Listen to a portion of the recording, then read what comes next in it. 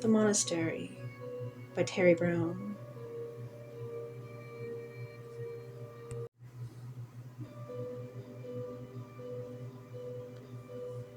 When I was a young man in my late teens, I had secured a job.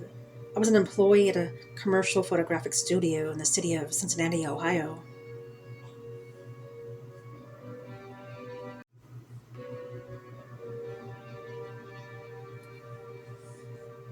From my hometown, my commute was a 1 hour drive to get to work and another to return home every day.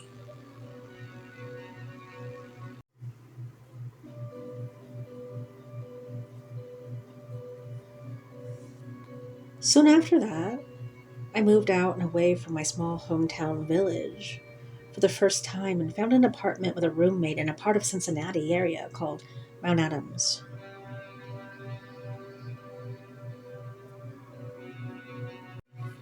It was a mere 2 to 3 miles from work, and it sat on the very edge of the city. It was a wonderful place to live at the time.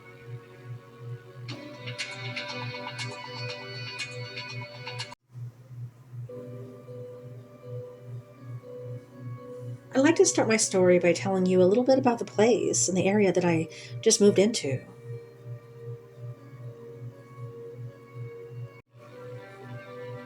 The village of Mount Adams is situated high atop the hills above the eastern edge of the main downtown city of Cincinnati.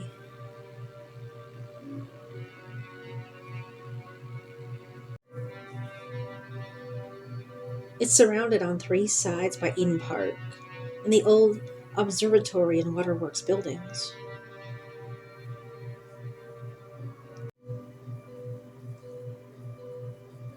The area is made up of small, narrow, one way streets that weave and roam through the various hillsides. Some still paved and old original brick cobblestone laid into the ground and closed in by townhouses and shops all crammed together and rising 2 or 3 levels.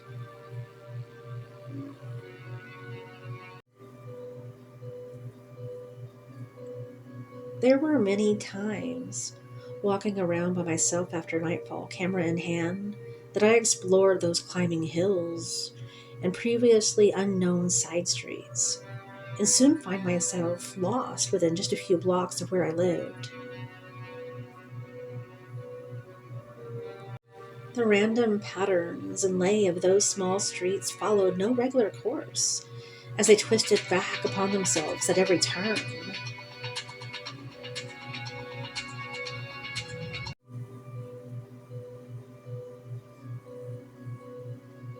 And I invariably turned a corner and ran into numerous dead ends.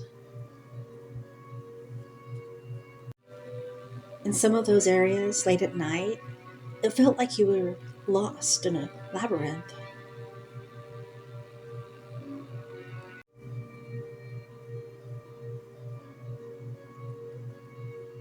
But it was all just so cool to discover these small streets and shops that you previously didn't even knew existed.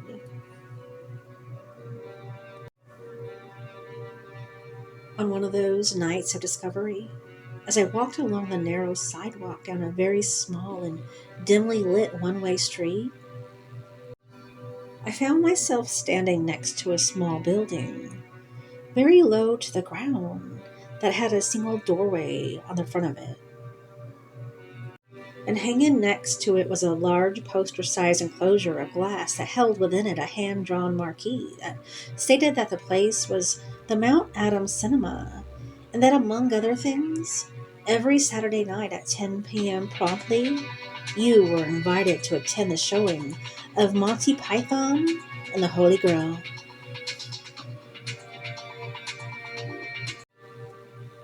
Now, that being my favorite movie of all time, I simply had to attend the next very Saturday showing. And armed with two of my best friends, we tried our best to find the place once again.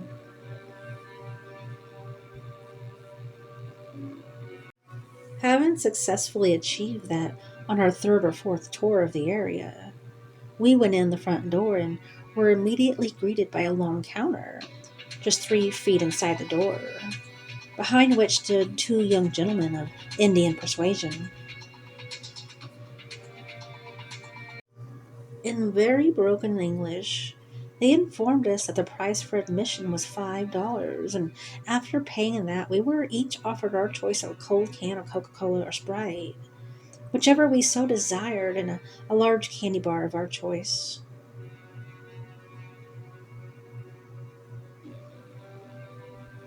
I initially told him no, thank you, anyway, but he quickly informed me they were included with the $5 entrance fee. And after handing me the said items, he directed us through a large curtain off to the right.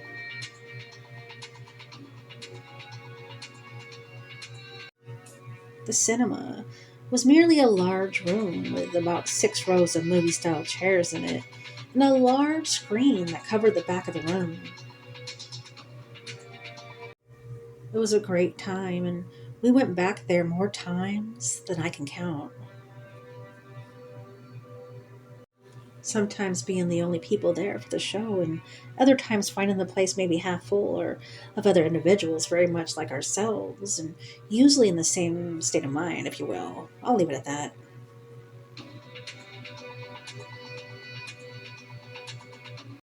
Those were fun times indeed. The building that I was living in was on St. Gregory Street towards the bottom of the hill. We had the second and third floors of a townhouse with a most incredible view of the surrounding areas. To get into my place, you had to go through an iron gate with a narrow brick passageway that went along beside the tightly crowded buildings, and went up a set of wooden stairs located in the back of the building to reach the entrance to our apartment. Let me just say that the logistics of first trying to find some place, any place at all, to park in that area was a nightmare. That, and together with trying to carry furniture and all your belongings through that narrow alleyway and up those stairs, just moving into that place was a serious struggle.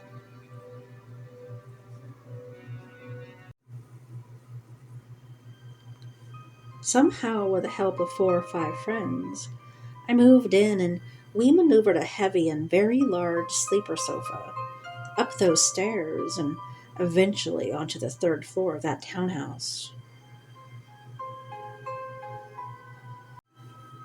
When I finally moved out of there some time later, that sofa remained entrenched on that third floor. There was no way on God's earth I was going to try and make that escape happen. For all I know, it's still living up there, and I wish it well. The second floor was fairly large and had 2 separate bedrooms on opposite ends of the floor plan, with a kitchen and dining area separating them, and a nice sized bathroom off to one side.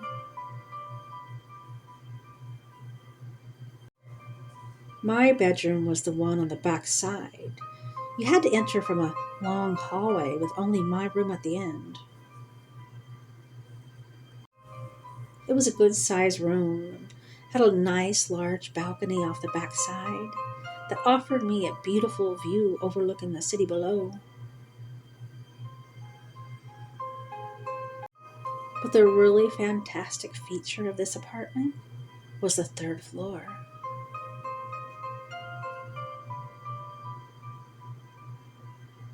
After you entered the apartment on the second floor, if you veered directly to the right, there was a narrow, open stairwell along the edge of the room that went upward to the third level.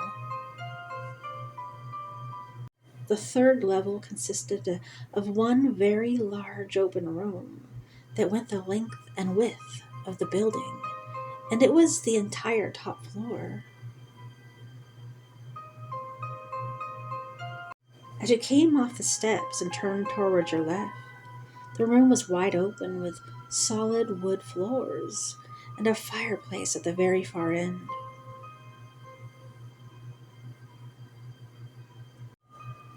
If you looked to your left while standing there was a large open wet bar, and behind that entire wall consisting of a large plate glass window that went the length of the room and looked directly out over the tops of the other houses below it and onto a beautiful vista of the city of Cincinnati.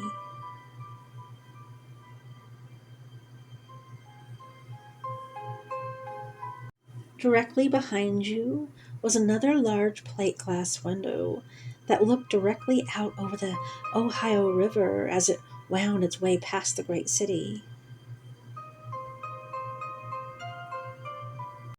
On the right side of the room were three large, 6 foot high by 3 foot wide windows that looked out across the street to a set of old stone steps that climbed the hillside and rose to the summit and entrance of the Immaculata, the Church of the Immaculate Conception.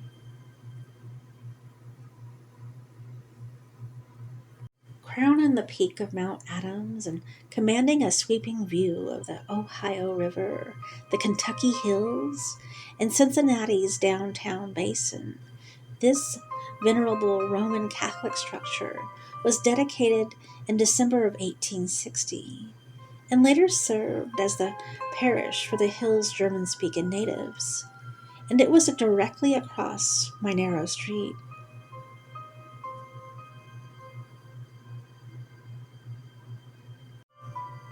The steps themselves are steeped in tradition. Every year, at the stroke of midnight on Good Friday, parishioners take to what is known as the Stairs of Sorrow, slowly ascending those stone steps to reach the top.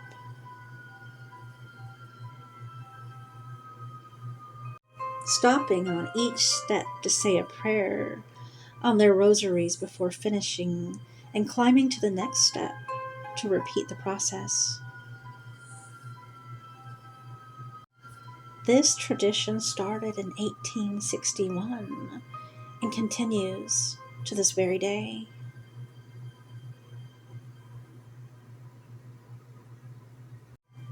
It is truly a sight to behold, and for those interested in making the pilgrimage, an experience to hold that you will not soon forget. In the late 1960s and on through the time I was living there, Mount Adams was a close-knit community and was occupied with a very bohemian type of residency. The kind you would have experienced during the Haight-Ashbury period of San Francisco in the late 60s, or maybe in Greenwich Village in New York. That's to say, most of the people living in the area at the time were made up of artists and musicians and photographers such as myself, painters, craftsmen, and the like.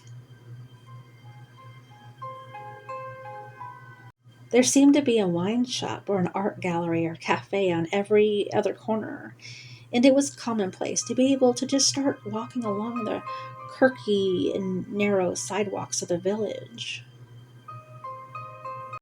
And within a block or two, you would find yourself absorbed into some party that had started in some stranger's apartment and had soon spilled out into the street, welcoming you into its ranks. Those were great times, surrounded with wonderful and talented people. I hold many great memories from living there in that time. I also remember a few that frightened me immensely. The one that I'm about to recount to you right now is one such as that. Now that I've painted a small picture of the area and the time for you, I'm ready to continue that story.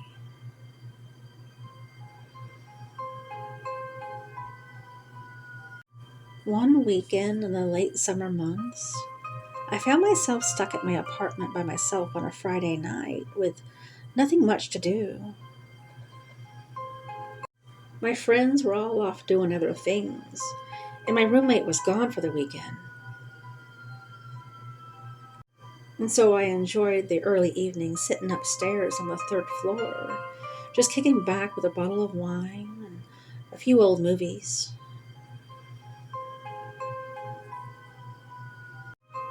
It had been raining most of the day, and I had spent it inside reading and watching TV. Late into that night, sometime after midnight, I was feeling kind of restless, and as the rain outside had tapered off to a light drizzle, I decided to go out for one of my walks through the hills and streets of the maze like village around me that I always enjoyed exploring. As I stepped outside through the iron gate and onto the sloping sidewalk outside my townhouse, I turned to my left and began walking up the steep incline towards the rest of the village of Mount Adams. Intermixed with the closely packed in townhouses and shops were a large amount of trees and greenery that everyone did their best to cultivate on the extremely small areas that they called their yards. Though it was approaching the end of summer, everything was still in full bloom, and the leaves hung heavy in the trees and shrubbery around me, and the water from the rain held its tight grip on the foliage. As I crossed a street just up a block from my apartment, I turned left to head along a small connecting street that would bring me over to Celestial Street, where I then was going to turn right and steadily work my way farther up into the streets that I had previously not explored in that part of town. Now, every time I had walked beside this small connecting street, I had always walked on the right hand side of that street as the sidewalk over there was in excellent shape. However, this time I found myself going in the opposite direction on that lane and found myself traversing the old, broken remnants of an old age sidewalk that had long since gone asunder due to time and not having been repaired.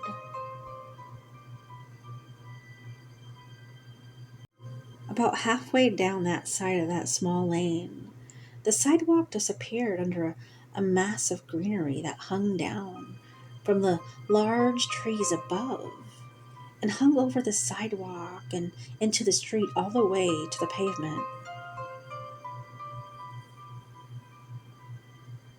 But there was about a 3 foot high opening right where the old sidewalk, or the pieces left of it, disappeared under the branches.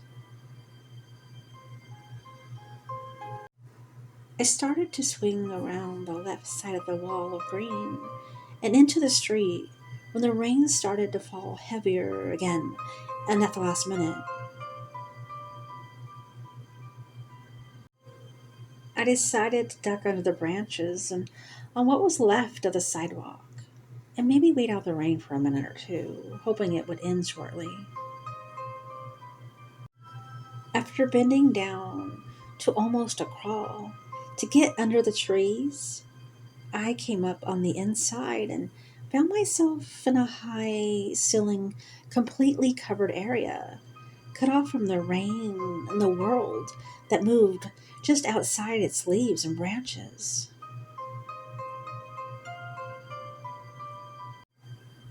I stood there for a second to catch my breath and shake off the water from the rain, and as I turned to my right, I saw something that completely amazed me. There, cut into the steep hillside that climbed up high beside me, was an ancient set of broken stone steps that climbed straight up the hillside and into the darkness.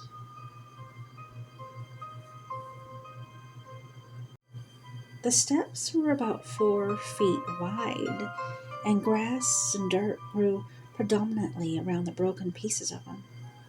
The stones jutted out all angles as they climbed the hill.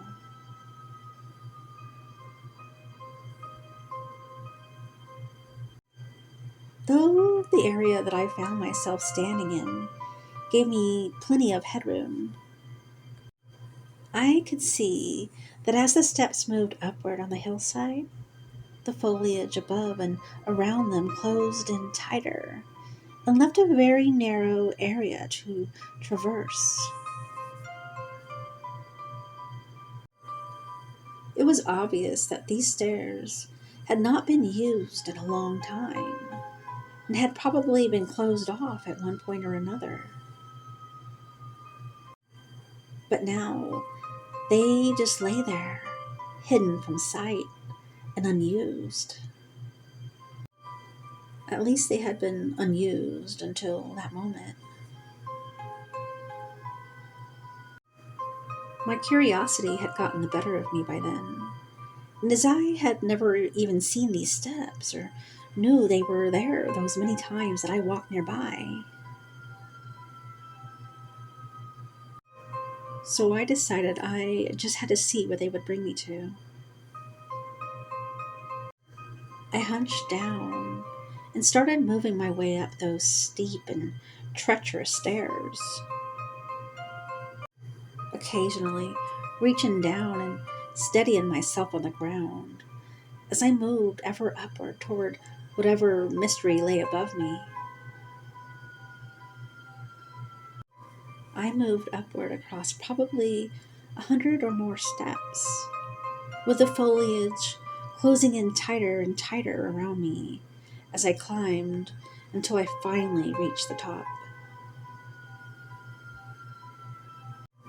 Literally crawling from underneath the closed-in branches and out into a small dead-end portion of a brick-paved street. As I stood up, I saw a small bench sitting to my left, and about 10 feet up the hillside road was an old streetlight. Barely lit, but it was on, and a little farther up the hill, on the right-hand side, began a string of 2 or 3 old houses, crammed together side by side as most of the buildings in the area were. There were no lights on anywhere that I could see, except for the dim glow from that old street light that stood crookedly leaning toward the street ahead of me. After wiping an area on the bench as dry as I could, I sat down for a minute to catch my breath and shake off the various leaves and dirt that I had accumulated in my climb up that forgotten hillside. I looked over to my left and behind me as I sat there, but I couldn't really see much, as right past the trees and the streetlight, the incline raised upward and then descended sharply down, and whatever lay over there was out of my line of vision from where I was sitting. The rain had fully stopped by then, and a heavy fog-like mist had begun to hang a few feet off the ground, all around, and I then became aware that the entire area was steeped in a heavy, almost deafening silence. You could hear no cars or people talking anywhere nearby, but it was probably about 1 or 2 in the morning at that point, and it had been raining most of the day and night previously. There was nothing going on anyway, so I wasn't disturbed by the silence, at least not yet anyway.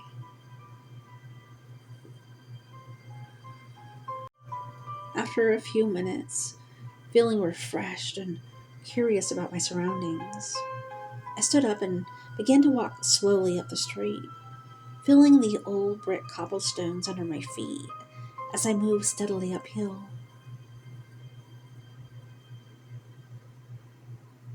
When I reached the top of the hill and the entrance to that little dead-end run that I had just came out of, I looked off to my left and down the hillside to see something most unexpected and startling.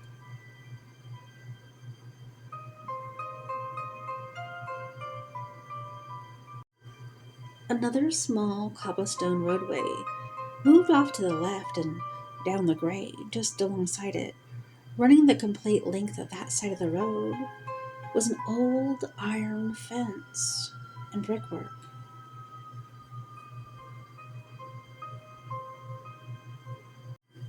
It ran completely down that side of the road to a closed iron gate at the far end and continuing on a ways beyond it.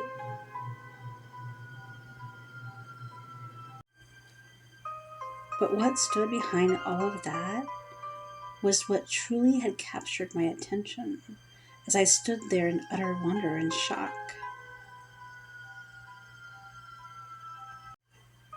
Behind all that iron grating lay probably 100 yards of high, uncut grass, dotted with a few small shrubs, and just beyond that lay an old, massive structure of a building that obviously was once a church of some kind.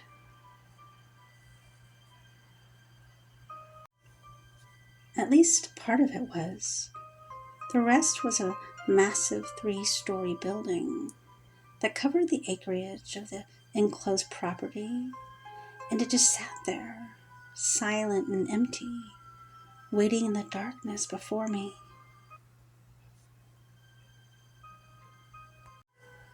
To the extreme right of the buildings lay the old red brick chapel, complete with high stained glass windows surrounding it, and 3 huge sealed and closed doors in the front.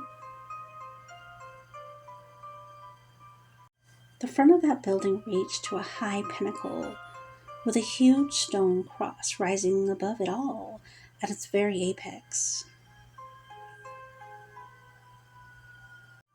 Large stone dormers surrounded its high sides as they wrapped around the chapel, coming to what looked like an old clock tower, rising high above the back behind the left side of the old church.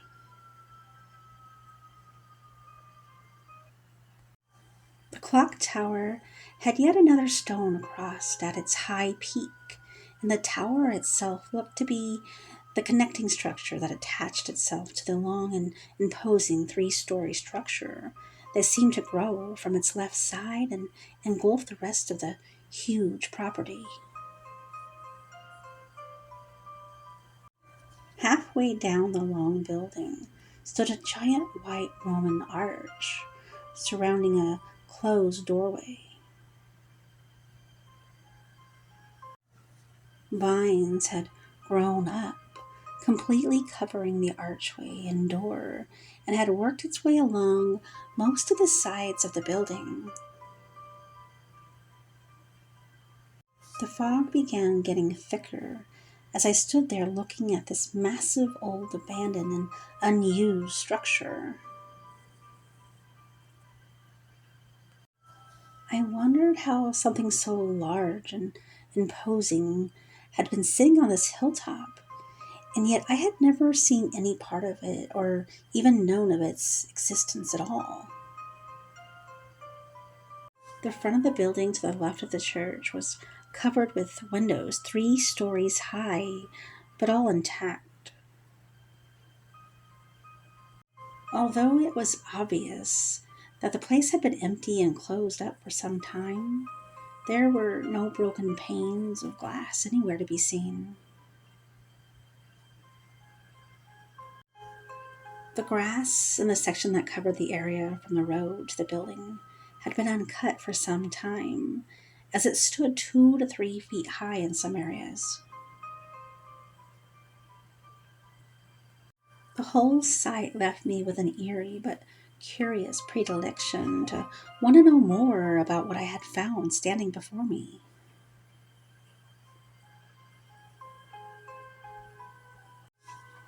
I walked along quietly outside the iron fencing until I reached the old locked iron gate on the left side of the enclosure. I stood there for many minutes, peering through the iron bars, looking closely at each and every darkened window, through every section of high grass that I could see, through the fog that was laying in all around me. I saw nothing moving in that darkness, absolutely no light or movement anywhere, and as I stated before, no sound whatsoever. I looked the gate over closely and realized that though it was chained and padlocked shut, there was just enough room in the chain for me to push tightly against it and squeeze myself through between the gate and the iron bar that it was attached to. As quietly as I could, and mustering all of my resolve or stupidity of those choices, I wasn't sure to which it was. I pushed my body through the tight squeeze and out into the open courtyard inside the fence. Once inside, I released the chain quietly and moved quickly and silently to the left of the large brickwork that stood as part of the fence and knelt down to hide myself and take in my surroundings once more. After a few minutes of watching everything around me, I felt more comfortable that I had not been seen, and moreover, there was not a soul around to see me anyway. I walked along the old pathway or roadway as it might have once been and moved around to the back side of the structure. About another 100 yards behind the building, the hillside sloped downward towards some very high grass that ended at a low brick wall. And more of the iron grating that completely surrounded the property. Looking out over the back fencing, you could see a beautiful vista that included the Ohio River off to the left and the lights from the city of downtown Cincinnati off into the distance. I could see the 4 bridges that span that great river from that vantage point, and it looked very much like the view I had from my third-floor townhouse, only much farther to the right and much higher above it all. As I stood there gazing out over the scene that was playing out before my eyes, I once again marveled at the fact that even though I had been down there in that city below me many times over by then, that I had never noticed this huge hulking building and its majestic towers upon this hillside above the city before that very moment. There was a small worn-down pathway in the far back that encircled the building and ran alongside the length of the fencing that surrounded the buildings. The grass had long since started growing over the pathway, but I could still see the clear outline of it and where it once went. I then turned around and gave my full attention to the huge building that I found myself behind. Right to left as I peered through the mist hanging everywhere around me, when suddenly I came to a complete stop and a cold chill of fear swept quickly down my back from the base of my neck. My eyes were wide open as I looked towards the center section of the old building where the clock tower connected the church to the other building. In the dim light, I saw there was a small stone patio on the back side where all the structures came together. And standing right there at the edge of that patio was a distinct and upright standing form of what could only be another human being. I dropped to the ground instantly, not knowing if the figure had seen me or not. I waited, holding my breath, looking for him to move in one direction or another. I couldn't tell if the figure was looking out at me or not. I thought I had seen it move slightly to the left, and then it stopped and remained motionless, waiting for our game of cat and mouse to continue.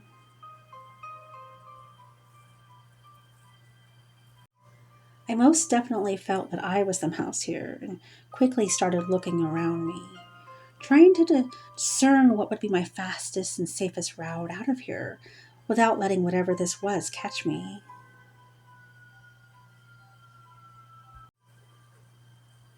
It just stood there, under the eaves of the patio, unmoving, watching me. I began to slowly but methodically move myself back down the hillside and to my right,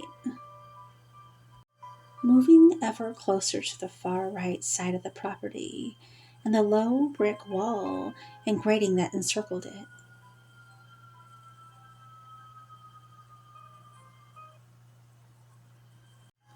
I was soaked to the bone, my chest lying flat on the wet ground. I could feel my heart slamming in my chest. Then something else caught my attention. Off to the left of me, I heard the low murmur of voices speaking far too softly for me to make out, but voices nonetheless. It was two distinctly different voices, but strain as I might to try and hear what they were saying, I couldn't make it out. Afraid to take my eyes off the stoic watchman, I began to see movement along the back pathway, and I continued to hear the voices, speaking softly as they seemed to be coming closer and closer to where I was. I saw two faint white circles or rings floating in the air, moving along that worn path and coming nearer to where I was. I had seen too many horror movies in the past and knew that I needed to just get out of there quickly. I decided right then that I needed to move and move fast. I pushed myself up off the wet ground and ran as fast as I could toward the closed front gate that I had first gained entrance through. As I swiftly approached that opening, I wondered fleetly if I could jump that low gate without impaling myself on that sharp iron rods that protruded upward. And at the last moment, I thought better of it.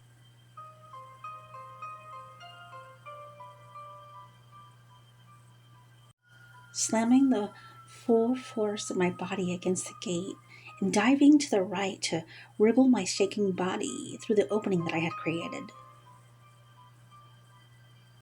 The gate groaned loudly as I hit it, but the force was enough to get me through and up the hill.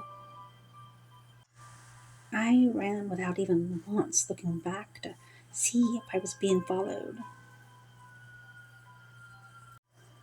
Reaching the low fold of branches beside the bench where I had sat so peacefully earlier, I dived down, almost crawling to get under them. Their thick leaves and sharp wooden limbs scratching my face and shoulders as I scurried down those broken, misshapen steps as fast as I could go. Almost tripping and falling face first more than a bottom. Reached the last step I did, though, and stood upright for a brief second before once again diving down to a crawl once more. As I escaped the branches that I had felt grabbing me, trying to hold me back during my entire flight down that hillside, I raced up and swiftly ran to the corner, turning right and heading down the sloping sidewalk and toward my townhouse. I opened it and locked it tightly behind me.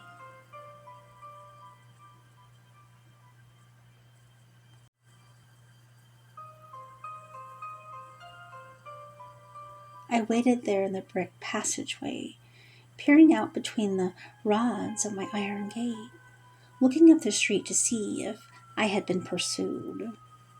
I hadn't been. With a sigh of relief, I headed up the stairs and, once inside my place, began to breathe easier and recount the event of the night in my head. I peeled off my soaked clothes and took a hot shower. Soon after, I took a sleeping pill and laid down on my bed, still trying to put the pieces of what had happened to me in place. I thought about that dark demon who stood barely hidden in the shadows, watching me out in the yard before sleep finally darkened my senses. I did not dream that night, and I slept fitfully. I've always had quite vivid dreams as I slept. They were always epic, colorful, confusing. I like to say my dreams are like a Technicolor James Bond movie, full of twists and turns and lots of intrigue.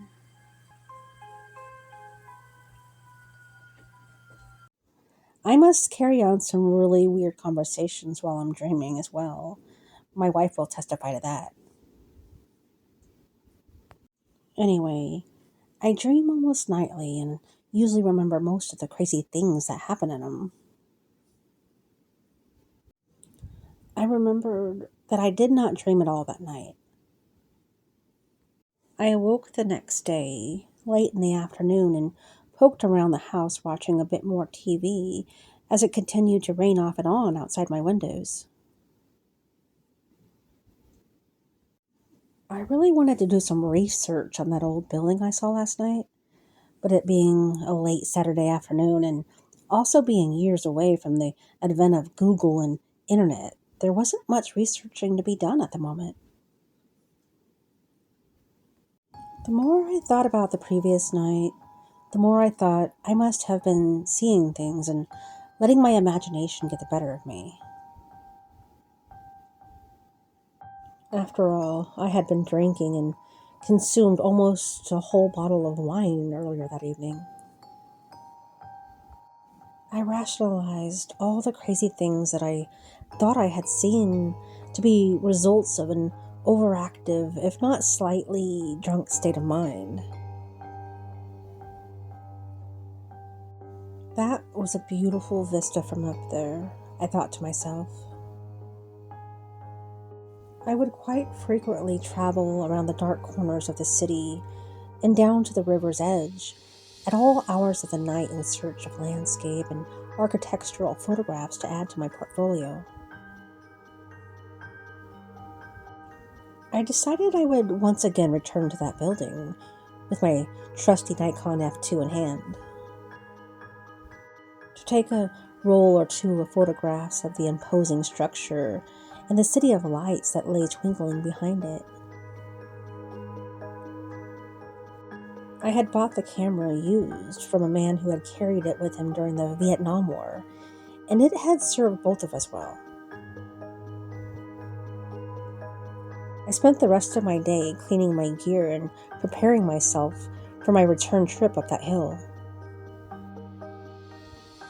The rain continued, and as the night progressed, I once again sat upstairs watching some old comedies on my Betamax player, staying far away from the horror films that I loved so much. It was once again around 1 a.m. when the Walter Matthau comedy I was watching ended, and the rain seemed to have abated, I hoped, for at least a while. I stood up and grabbed my camera bag and descended the stairs and headed out my door, locking it securely behind me. I quickly moved up the hill and around the corner. Reaching the low opening under the tree branches, I bent down, bag over my shoulder, and pulled up tightly around me. I came up inside that wall of nature once more and stood once again looking up at those broken steps and into the darkness above them. Swinging my bag around behind me, I began climbing those steps once again. The mist and fog that had been prevalent earlier seemed to have vanished from the streets, but still hung heavy inside that enclosure of branches and steps. As I climbed upward, I began to see some small differences in the terrain that I had not noticed last night on my first trip up there. As I got closer to the top, the overhead branches seemed to be higher than I remembered them being. The closer I got to the top, the higher the branches seemed to be, and as if someone had cut them back earlier that day. When I was about a dozen or so steps from the top, something else caught my attention, and I stopped where I was. The last 3 steps on the incline were no longer broken and looked fairly new. And the opening that I had dived into last night was now at least a foot above my head and left a wide open exit. I started rethinking what I was about to do. Had someone watched my hurried flight running from there last night and seen the path I took to get away? Maybe they had cut out the branches to get a better view in case I tried to return. I stood right there thinking about that prospect long and hard, and then I looked down at the steps. No one was going to take the trouble to start replacing those stone stair blocks just to catch me. Someone must have just started the process of restoring those steps, at least at this top section, I surmised, and I breathed a little easier. I took another second and collected myself. I then took a deep breath and tenuously stepped out of my cover of branches and took the final steps out into the cobblestone street before me. The golden glow of the street lamp shone brightly on the bench and the area around me. The low-lying fog that permeated the area had a distinct yellowish tinge to it that seemed odd at first, but no doubt accentuated from the light of the old-time street lamp.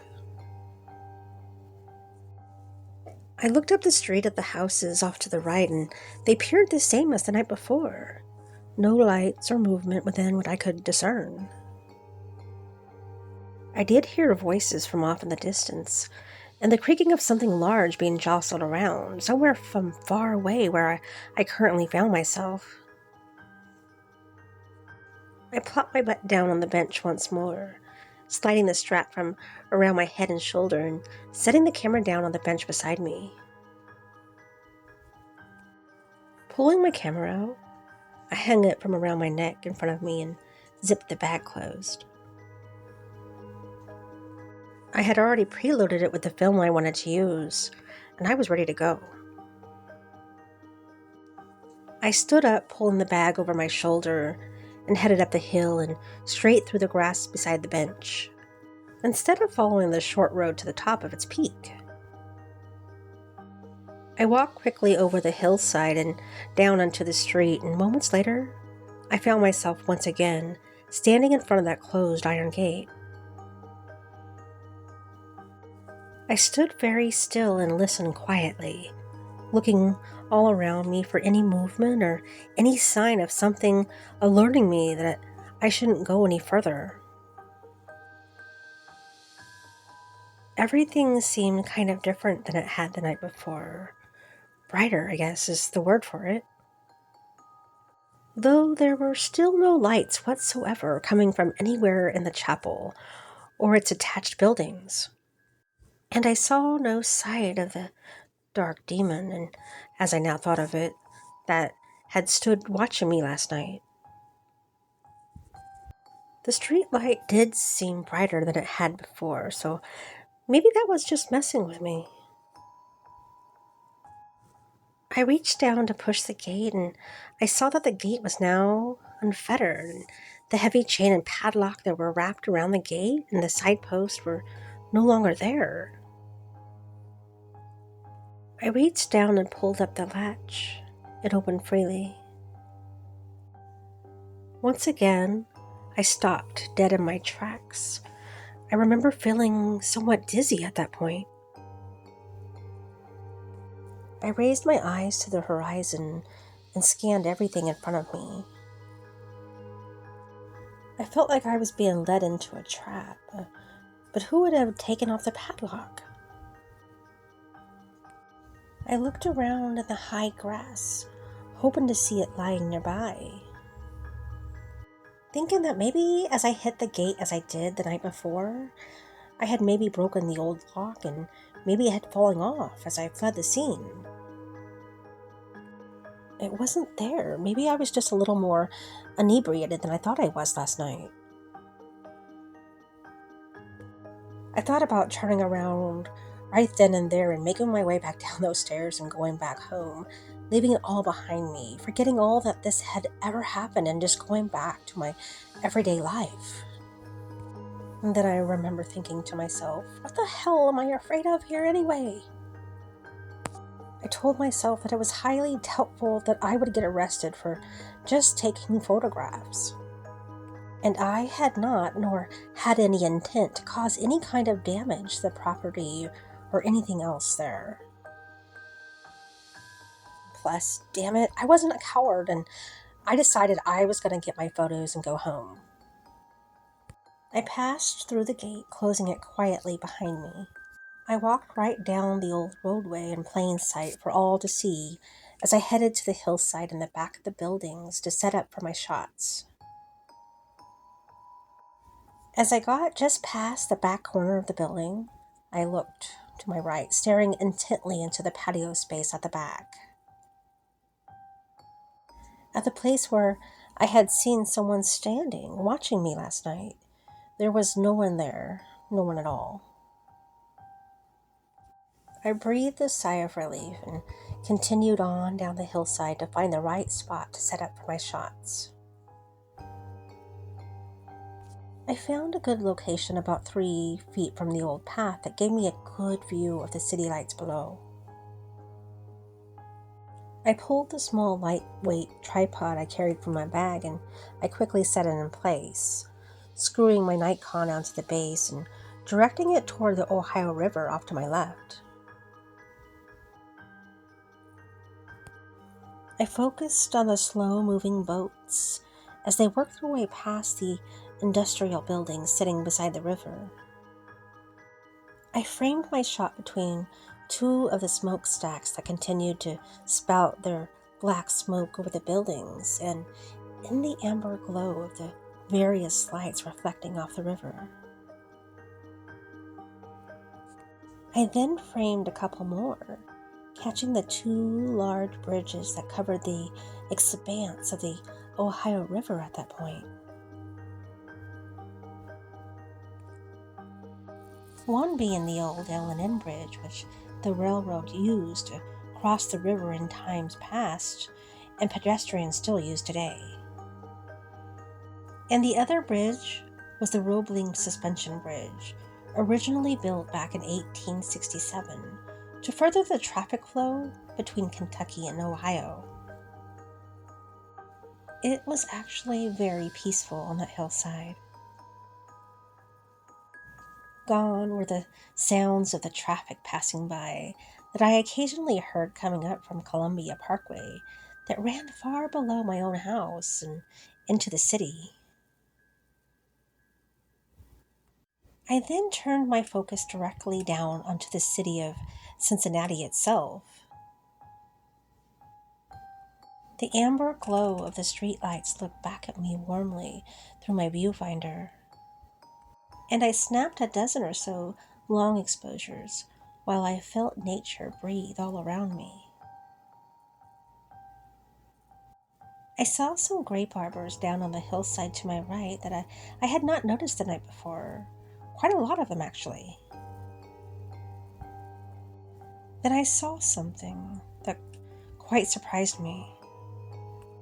In Mount Adam's distant past, there had been another mode of transportation to shuttle people to and from the city below, up to the heights of the areas that surrounded it. Cincinnati had been built on 7 hills at its inception, and Mount Adams was one of those storied and high hills.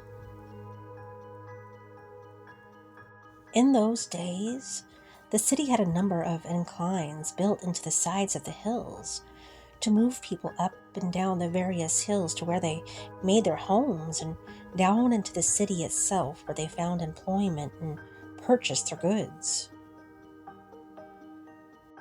Below my house at the beginning of Celestial Street were the remnants of one of those inclines and sat there as a museum piece, if you will, a reminder of travel in the area in the days gone by. It was a small version of the larger ones which the city had used to use in the earlier days. If you don't know what a motorized incline or funicular is, then picture a small trolley or railroad line with a station both at the bottom of the hill and the top. And then imagine, if you will, a trolley car of sorts, sitting straight out on a level platform that was attached to a triangular shaped assembly that rode on the tracks. People would buy a pass to ride the inclines, and they could ride all day. What I saw to my right past all the grape arbors was what was left of the old incline station and some tracks descending down into the city. I thought most of those, if not all, had been demolished, with the exception of the one by my house. I shot a few pictures of that as well from where I could see it. I just couldn't get much closer to it due to the arbors and the fencing that was before me, and it was a good distance off anyway. I made up my mind then to visit the remains of that structure during daylight hours on another day very soon. I turned my attention back to the city to finish out that roll of film. I focused my next shots on the buildings down below me on the hill. They seemed to be some sort of manufacturing businesses, and I can't say that I have ever seen those before there either. I finished that roll of film and I started winding it back into its spool, feeling the tight tug of the film as it finally released from its clip inside the camera. I looked back toward the river and watched the happenings down there as I lazily put the finished roll in the inside pocket of my bag. And then I put another roll into the camera, snapping the back shut after successfully starting to wind the new roll inside of it. The river held my attention. Something was wrong with my view of it. The riverbanks on the Ohio side seemed more cramped and busier than I had ever recalled it being. There were large buildings set right beside the river. Buildings that had obviously been there for a long time, but ones I hadn't seen from the vantage point where I lived on the hill. I watched the slow river traffic of barges moving silently in the night on the water. I saw them slowly under the 2 bridges heading down the river towards Pittsburgh or other destinations I knew not where. I unmounted my camera from the tripod and folded it up and putting it back into my bag with my Nikon. I zipped the bag shut and turned to my right to face the building once more. No demons looked out at me from the shadows and that I could see, and I felt relieved. That is, until I heard the voices coming from my far left. I spun around quickly and looked down towards the pathway, and the sounds I heard coming from that direction. Then I saw him, and I dropped to the ground and trying to hide from what I had seen. Down the path, maybe 75 yards away from me, I saw two whitish circles, or rings, once again, floating about 5 feet off the ground and headed in my direction at a slow pace. I once again heard those voices, the same ones that I heard last night, still indistinct but moving closer and closer to me as I lay there. The lights were not made from any type of flashlight or lantern, I was sure of that. They just seemed to be moving along the pathway, dimly illuminated, floating above it all, and still moving toward me. I decided then that I was going to face whatever this was and stood upright, staring straight at those rings. As I did that, one of them began moving faster, very fast towards me in a straight line. Not moving up or down or side to side, just gliding straight towards me and fast. I turned and grabbed my camera bag and ran as fast as I could, only looking back once I had turned the corner of the building. It was still behind me, maybe 30 feet away now and gaining. I heard nothing but a high-pitched shrieking noise and the sound of my feet hitting the ground and the grass in the front yard. I reached the gate and I pulled up on the latch, flinging it open and tearing across the road and up the hillside. Reaching the top, I jumped down as far as I could, almost reaching the cobbled roadside and passing the bench swiftly on my right. I flew down the stairs in a maddening frenzy, finally slowing myself down when my feet hit the broken, uneven sections of stone that jutted out of the ground. I barely kept myself from falling down face first onto those steps and only saved myself by grabbing at the branches and vines that were all around me as I descended the hillside. The branches tore at my arms and face and left me with numerous cuts, the wounds open and bleeding as I finally reached the flat ground at the bottom of the stairs. Still clutching my bag, I lowered my head and ducked under the final branches, raising up as I ran headlong into the street. Rain beginning to pour down on me once more. I didn't even bother with the sidewalks as I ran down the hill, in the middle of the street as fast as I possibly could. Reaching the old elm tree that was beside the road in front of my building, I turned sharply to the right and fell hard against my iron gate, crumbling to the sidewalk. Instantly, I pulled myself up by the iron bars and unlocked it, closing it quickly behind me and securing it. I raced down that small brick tunnel and took the steps up to my apartment 2 at a time. Reaching the old oak door, I fumbled for my keys, finally inserting the proper one and turning it, allowing me into the relative safety inside. I slammed the door shut behind me, hitting all the locks, and then ran up to the third level, my heart pounding in my chest and completely out of breath.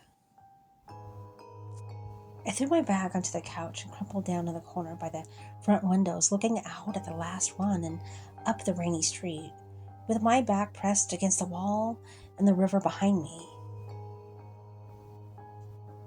I watched the road and the sidewalks feverishly to see if whatever that thing was had followed me. I sat there shaking and terrified that I would see that ring of light floating down the street, stopping in front of my house and moving inside to take me back to wherever it came from. I sat there, hunkered down, sitting on the floor, my arms wrapped tightly around my legs, for what must have been hours. At some point, before the morning light broke over the hillside, I drifted away and off into the realm of sleep. I know I slept because that night I had a dream, one that I will never forget, one that still haunts me to this day. As a child, I grew up in a strict Catholic household. My mother was a devout French Catholic, and there was never any question about my attending both church and catechism every Sunday. I was forced to do it without fail. Being a child, I never really bought into all of it and questioned everything that I was told, much to the chagrin of my mother and our parish priest, Father Bramlage. I had a hard time keeping quiet at any time, and I guess that still applies to me now. But when I was very young, I especially had a difficult time keeping my mouth shut during church services, much to the dismay of both my mother and Father Bramlage. Our priest had a habit of stopping in the middle of a sermon to glare out into the congregation directly at whichever parishioner that had the gall to be making any noise during his addresses. Because of that, he and I participated in many stare downs over the years during those services. I can't say that I recall ever winning one of those battles. I remember as a young child, because I couldn't seem to keep my mouth shut during church service, that both my mother and the good father decided that from then on, when we attended church, I would be forced to sit in the back pews amongst the nuns of our parish, as that would keep me quiet during service. Let me just say that that works splendidly. Nothing has ever quite kept me in line or made me more afraid than those nuns staring me down and forcing me to keep quiet.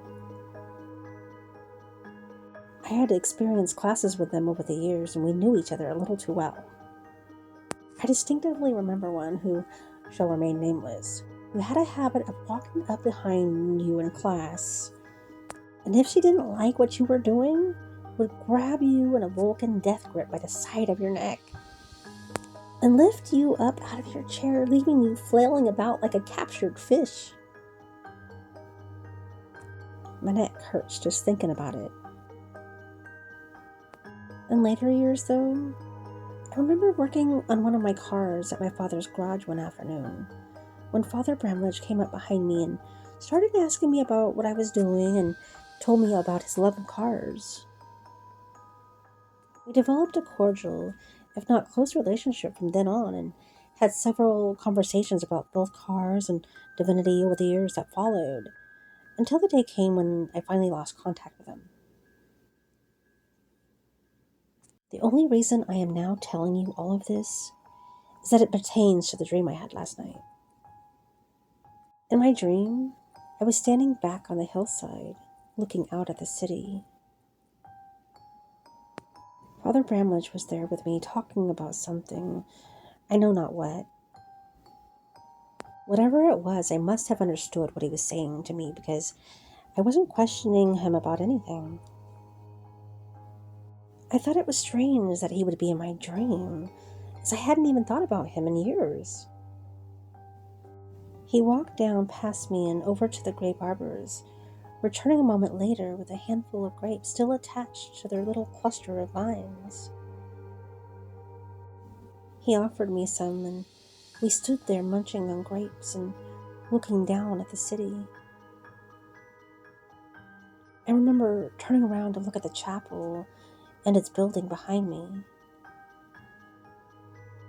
But all I could see was a solid wall of yellowish fog or smoke of some kind, and I turned back to the city, apparently unconcerned about that portion of my dream. The city looked identical to the one I had seen previously that night. I could see the industrial and manufacturing buildings down in the foreground, and alongside the river's edge, and though it was still nighttime, there seemed to be a bustle of activity everywhere. I saw trolley cars moving within the city streets and people everywhere. Father walked down the hillside away from me and turned his gaze on the Ohio River off to my right. When I looked over at him, he was pointing to the river. I looked that direction. I saw a large barge moving slowly down the waterway, but saw nothing out of the ordinary. Then Father Bramlage began to walk away from me, ascending the hillside when he stopped suddenly, and did something that I thought was very strange. He looked back at me and flashed me the peace sign and smiled. I remember it clearly because it caught me completely off guard. That was not something that he would have ever done to me. It just wasn't in his character. I remember looking out at the river and the city once more, and when I turned to look back at Father Bramlage, he was walking away from me and down that worn path and was now talking to two nuns that appeared and were walking along beside him. As I watched him go, he stopped and all three of them turned to look back at me. The nuns, dressed in their black habits, smiled, and once again the father flashed me the peace sign, and then they turned and walked away. I remember feeling as though there were other things that I wanted to talk to him about, and I felt very anxious that he was leaving me before I could finish my conversation with him. I started to follow after them down the pathway, when suddenly I awoke from a dream to sunlight blasting through the pane of glass and into my blinking eyes. I stood up, my muscles cramping up from sitting in that curled up position all night. My whole body hurt. I had numerous long scratches and dried blood on my arms where the branches had caught me in my descent down that hill. My clothes were still stuck to my body, still somewhat damp from the previous night's events. I stumbled down the stairs, still half dazed, and peeled off my clothes as I did and dropped them onto the bathroom floor as I turned on the shower and dialed in some much-needed hot water. I walked into the shower stall, pulling the door closed behind me and letting the miraculous hot water flow over my head and down my shoulders, covering the course of my aching body as it did. As I showered, I reflected on the dream that I had last night. It was all so strange. The entire night just seemed like a dream to me. As I stood there, letting the hot water rid me of the demons of the last 2 nights, I started waking up and feeling more like myself. I was no longer afraid that some dark demon or ring of light was going to come and take me away into its private hell. Sunshine and the thought of a good strong cup of hot coffee had driven those feelings of worry far away from me. I finished my shower and got dressed, putting on a worn pair of old jeans and a t-shirt over my sore body. I walked back upstairs to make myself that God-given elixir of coffee from the coffee maker behind the wet bar that I had been dreaming about. While it was brewing, I walked back down the stairs and picked up the wet clothes I had dropped throughout the bathroom floor and threw them in the washer, starting a load. As I was walking back up the stairs, I started thinking that it was rather odd that my clothes were still so wet. The only real rain that I had encountered was what was falling as I made my furious run from the steps to my doorway, and before that, I was completely dry. As I pondered that, I poured myself a cup of that black gold and started to take a sip when I stopped. When I was behind that building last night, it was no longer raining. Other than that, the area was dry. It didn't even dawn on me last night while I was up there, but the ground and everything around me had been completely dry, even though it had rained off and on again for the last 2 days or more. In fact, I knew that I was completely dry when I reached the bottom of those stairs. I remembered clearly falling to the ground when I saw those 2 rings of light advancing on me, and I laid there for a moment flat on the grass. It was dry. More than that, it had been cut. At that time of night, there should have been at least the typical dew laying on the grass. It wasn't wet. Suddenly, thoughts started swirling around in my brain. I closed my eyes and started trying to visualize the events of the last 2 nights. The first night that I saw the chapel, the grass surrounding the structure had been high and uncut. When I arrived there last night, it had been the same. In my mind's eye, I pictured exactly where I was last night. The back lot had been mowed, manicured even. After the ring of light started coming for me, I had run and run fast. Looking back at it now, as I fled across the front lawn, it was no longer high as it had been when I arrived. It had also been cut. No lock on the gate, the opening to the stairs, and the stairs themselves. It was all different. Why hadn't I put it all together last night? I didn't know. I should have at least noticed the difference in the grass, but somehow it never fazed me at all until now. I decided right then that I was going to get to the bottom of all of it. I threw on my sneakers and out the door I went, straight into the bright sunshine. The rain of the past few days had finally abated and it was clear, bright. I walked steadily up the sidewalk, and as I reached the cutoff road to the steps, I continued on up the main road.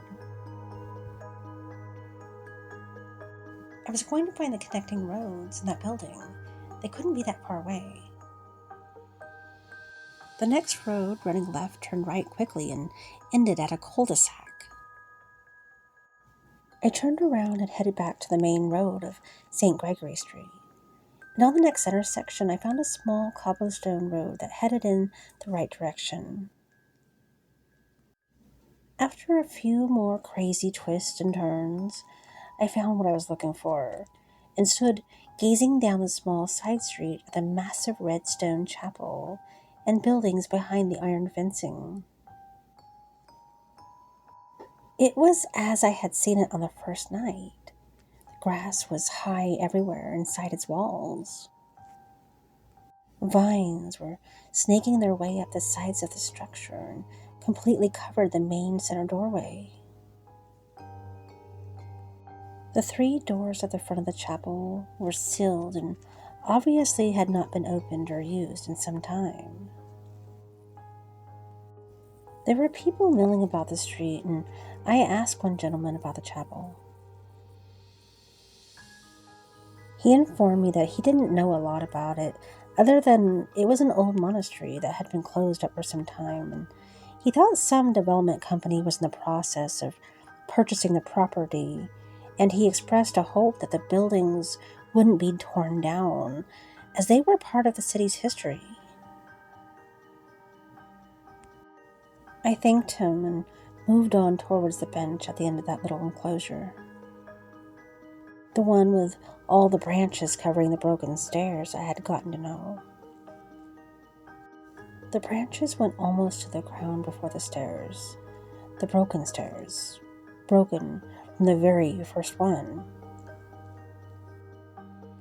I sat down and took a long breath and looked around me. I wondered about what I had actually seen that night before and whether all of that was just a dream. Had I even left my house to go back up there that second night? It all seemed like a dream. I stood up and began walking through the small streets again.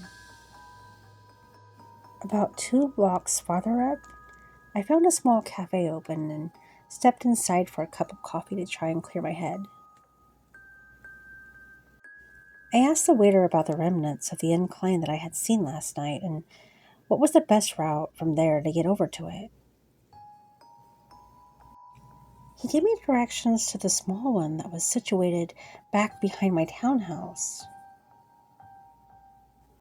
And I told him that I knew of that one and that I wanted to see the other older structure that they used to get down to the city from over close to the monastery.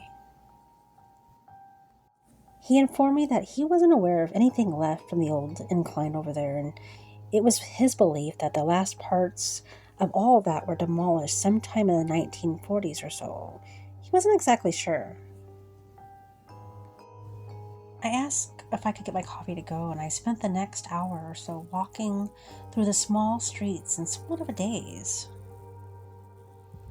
The more that I tried to rationalize it all, the more it seemed like a dream after all, and I started to try to put it all out of my mind. I walked back down to my townhouse and poked around the house doing nothing in particular,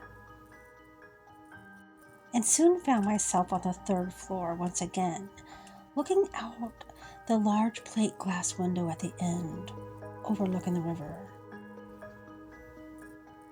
The industrial buildings that I thought I had seen last night were nowhere to be seen as I looked up and down its length.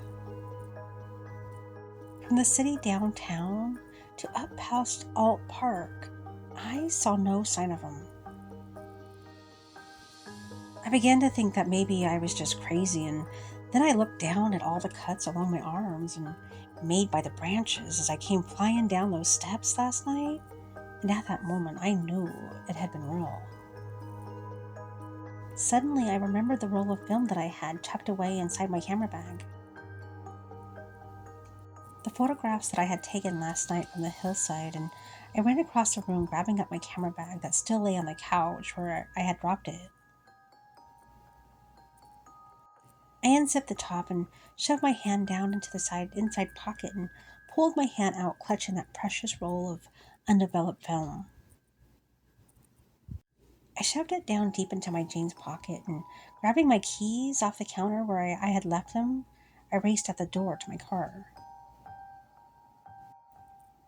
Now, I worked for a commercial photo studio, and it was just a few miles away from me. That was where I was headed now. I couldn't wait till the next day to get it processed. I had the keys to the place, and I was going to develop that film as soon as I possibly could.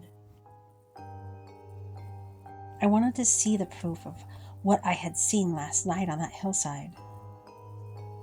I did my best to not break too many laws on that short winding hop off that hill and down into Walnut Hills where my studio lay. I pulled into the back lot and leaped from my seat, unlocking the door and rushing straight to the dark room to start my work.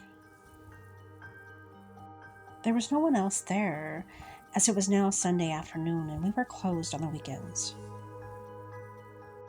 I entered the dark room and prepared the chemicals and equipment that I needed to get the roll of film developed.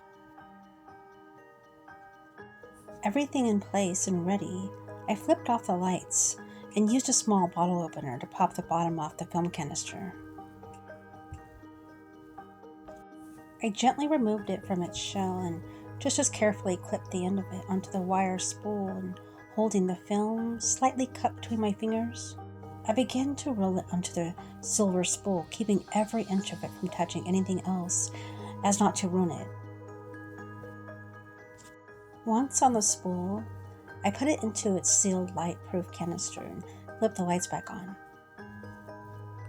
I poured the first chemical into the container, the developer, and closed the lid.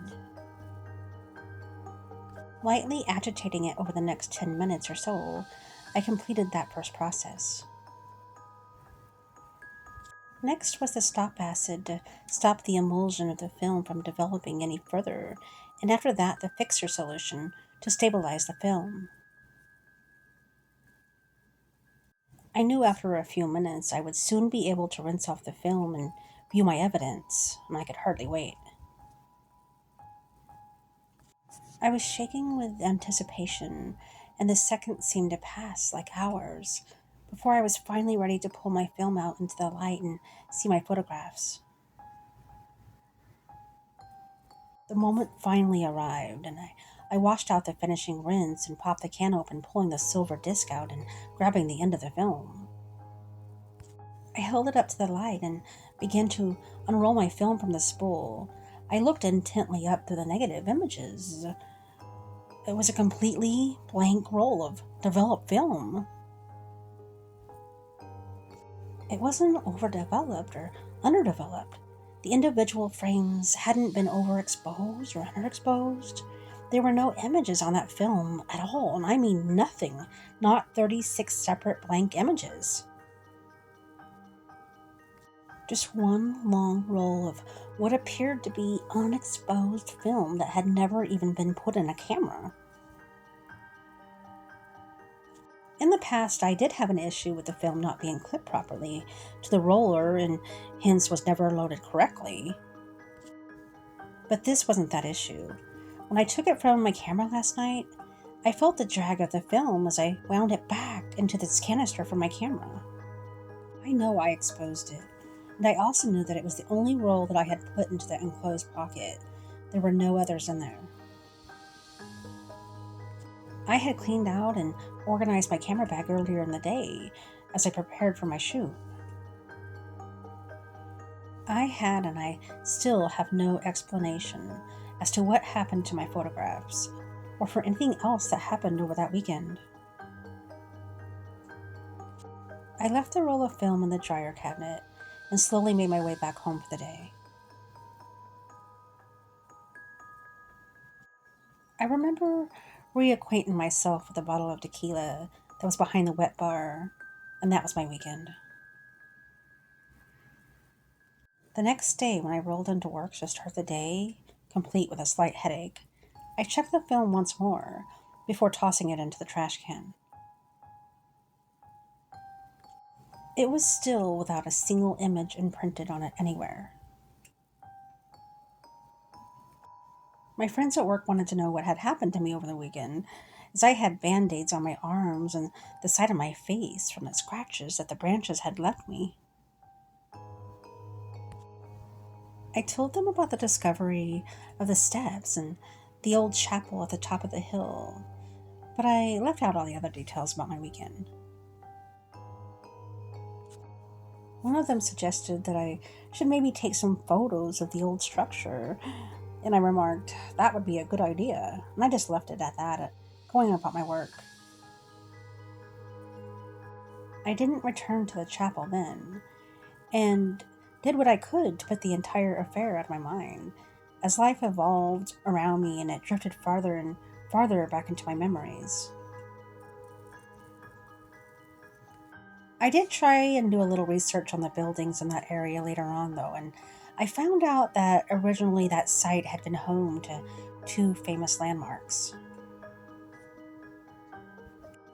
The first was the nation's first professionally equipped astronomical observatory. When the facility was first opened, former President John Quincy Adams made the journey from Massachusetts to Cincinnati to deliver the address when the observatory was dedicated on November 9th, 1843. In his honor, the name of the suburb was changed from its original naming of Mount Ida to Mount Adams. The other landmark was the Pyrotechnic Garden, or the Pyro. Dazzling displays, as well as some unplanned explosions and fires, provided spectacular entertainment for strollers and picnickers in the area. These two early landmarks, the observatory and the Pyro, were later moved from that spot. The observatory moved into Mount Lookout to escape the industrial smoke and dirt. And as for the Pyro Garden, it eventually gave way to the world renowned firm known as Rockwood Pottery, founded by Mrs. Maria Longworth Nickel Storer in 1880. The land was then acquired by the Order of Passionist Fathers for the Holy Cross Church and Monastery. The monastery, housed in the crumbling observatory building, was adjacent to the original frame church, erected in 1873 as a parish church for the English speaking, predominantly Irish Catholics of the Hill. The present Italian Renaissance style church was dedicated in 1895, to be followed just 5 years later by the construction of a larger and more substantial monastery. Today, towering some 400 feet above the Ohio River, the Holy Cross Monastery and the Holy Cross Church, with its distinctive 130-foot high campanile, are two of Cincinnati's most unusual and visible landmarks, and stayed in use until they closed their doors in the late 1970s.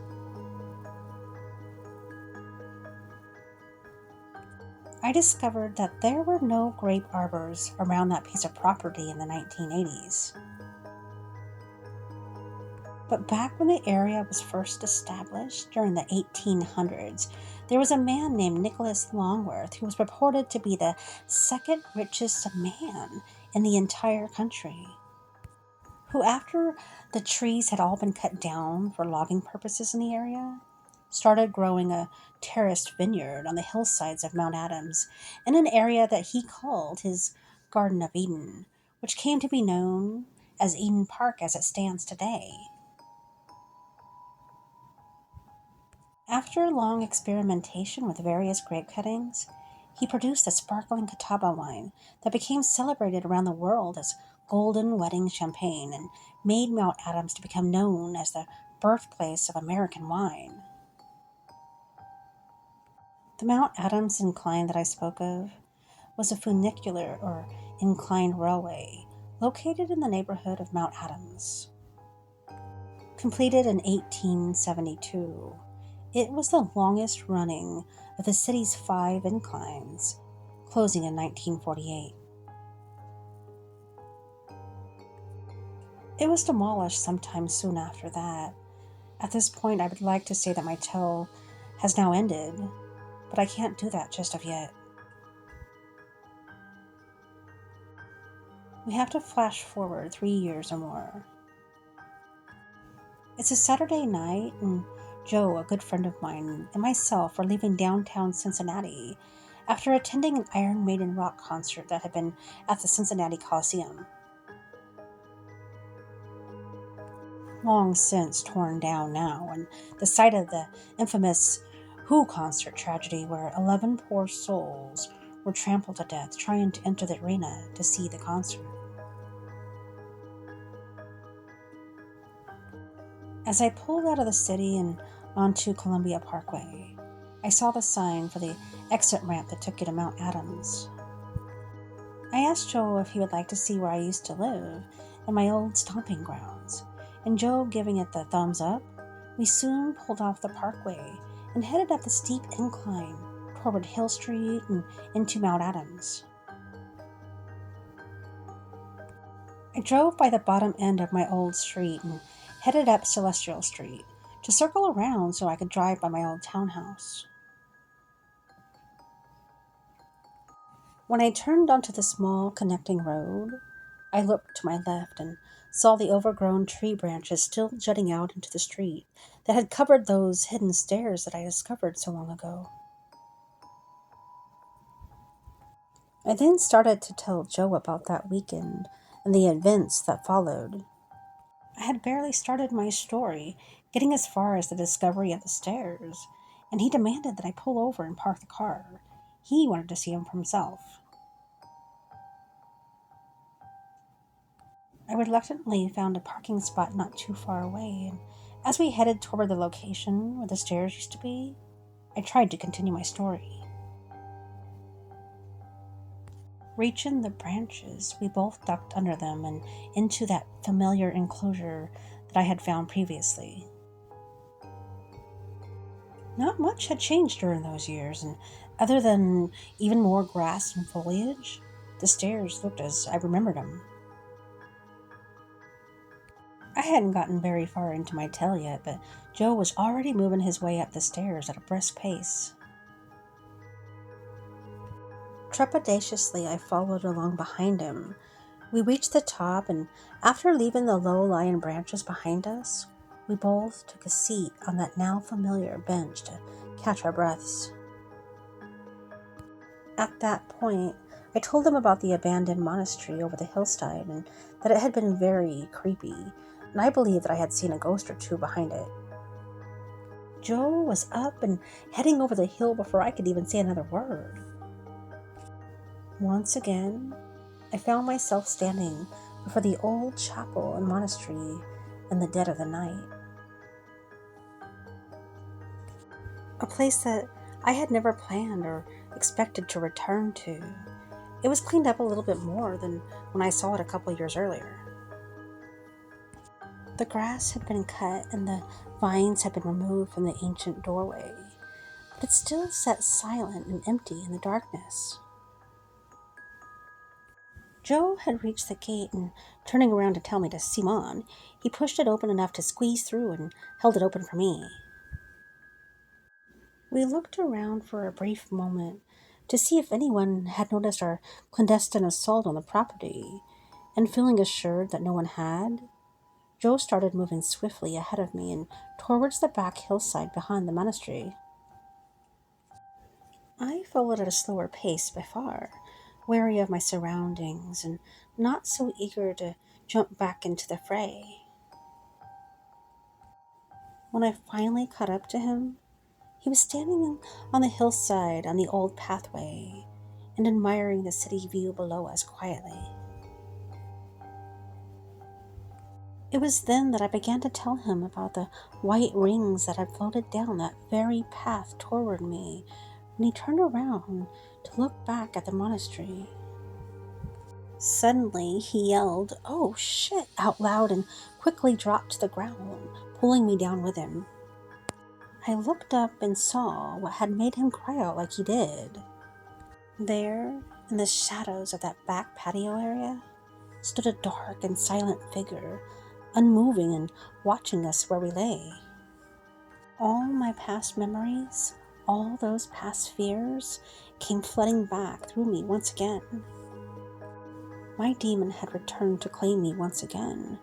Now at this point, I had not told Joe anything about my encounter with this dark figure, so he wasn't expecting to see anyone there. But there it was once again, in my sights and I in his. I whispered to Joe and began telling him about the figure and all those years ago. It had manifested itself to me just as it had to us right then. Joe stared at it long and hard, and I started to tell him that we needed to run when he did something most unexpected. Joe pushed himself up off that ground and started walking directly towards that figure in the black darkness, and I was speechless. Now, if you haven't figured it out by now, let me just say that I have almost certainly never met a person more headstrong in my life than Joe. I honestly don't think that he has ever been afraid of anything in his entire life. I heard him say out loud, "I'm going to find out what's going on here." And he headed briskly through the yard and directly toward the patio. Now, I've never thought of myself as a coward before, but I just couldn't move. At all. I just watched as he got closer and closer to that figure in black, feeling nothing but suspense and horror. Reaching the patio, he seemed to take a step down into it and immediately confronted the figure. I watched him and finally started to rise and move towards him as well, making my body move forward. He stood directly before the figure and appeared to be saying something to him. The demon didn't move. He just stood there looking at Joe, and then to my utter shock, Joe knelt down before him, looking at the ground. I'm not sure exactly what I was thinking in that exact moment, but the thought of my friend giving himself over to whatever black force that was made me angry, and I started to run towards them. After I had covered about half the distance between us, Joe stood up and yelled out at me, "Hey, come here, I want you to see something." With a big smile on his face, he began to laugh out loud. I slowed my pace, and I made the final steps down into the patio to at long last confront my demon. And there, standing stoically before the two of us, was my demon. A stone statue of a nun. A nun.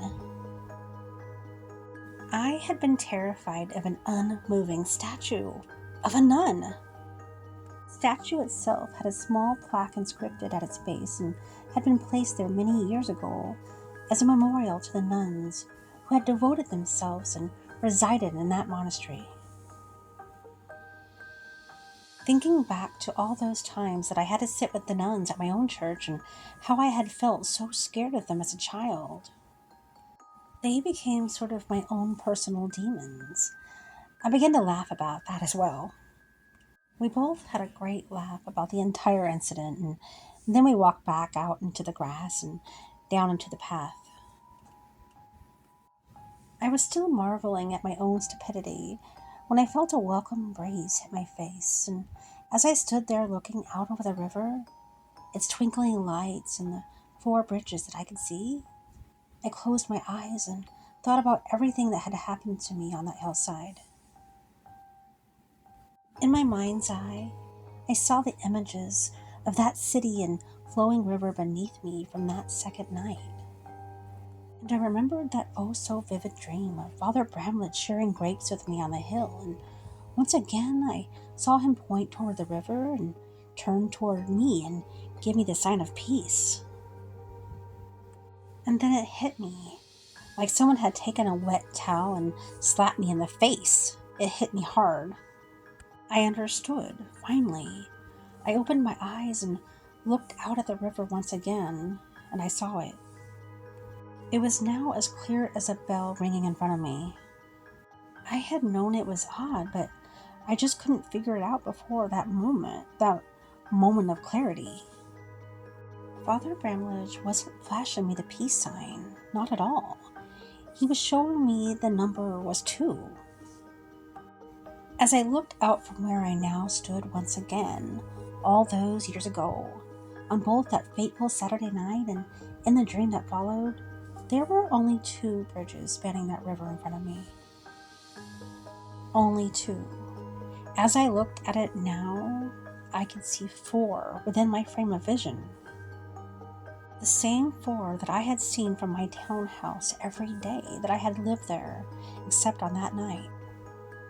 And then the second wet towel slapped me firmly across the face again, and I turned to look down the pathway where I had been chased off that property on that night. I closed my eyes and once again saw Father stop as he was walking away from me with those 2 nuns standing by his side. And he turned again and held up 2 fingers. And again, he wasn't giving me the peace sign that I had previously thought. He was trying to tell me once again that the number was 2. The 2 white rings floating in the darkness that had been moving down that path toward me. The 2 white habits that circled the heads and faces of the nuns who had resided there at one time and who no doubt walked those grounds, creating the very path that I now stood upon. I felt sure then that that was the message that he was trying to get across to me in my dream. Or maybe the message was my own subconscious, trying to get me to understand about what had transpired. But what did I really see on that early rainy Sunday morning on the hillside? Had I really been looking through some kind of window at a long since past, a bygone era in that place? to a time long since passed me by, when the grapes grew on the hillside and people were transported daily into the city by their neighborhood inclines? Had I just gazed through that window for a brief moment, or actually stepped through some kind of doorway or portal, if you will, that for whatever reason allowed me passage through it, enabling me to see the goings on in another time? And did those two nuns out walking their daily stroll, dressed in their familiar habits of their day, see me intruding on them in that time and knowing that I did not belong in that part of their world, chase me out of there before that doorway closed, leaving me stranded in that place where I surely didn't belong? Who knows? It's all speculation to me at this point, but I'd like to think that's what happened. I'd like to think that they were helping or protecting me in some way by making me leave there. I'm sure there are many of you out there that will just write this off to be being drunk or just weaving some long, tall tale to entertain you. I swear to you, neither is the case, and you can believe whatever you want to. I know that the story that I told you here is the truth, and I know I'll no longer look back at this with any doubts or fears about what happened to me that night. I've now made peace with it. I know it happened to me, and I know that I'll never forget it as long as I live. Thank you so much, Terry Brown, for sharing this experience with us and for letting me narrate it. And I hope that I did it justice. Thank you so much, Terry. Thank you all for listening, and I hope you guys enjoyed this real encounter sent in by Terry Brown. Thank you guys so much. Alright, guys, until next time on Tales Told in the Dark.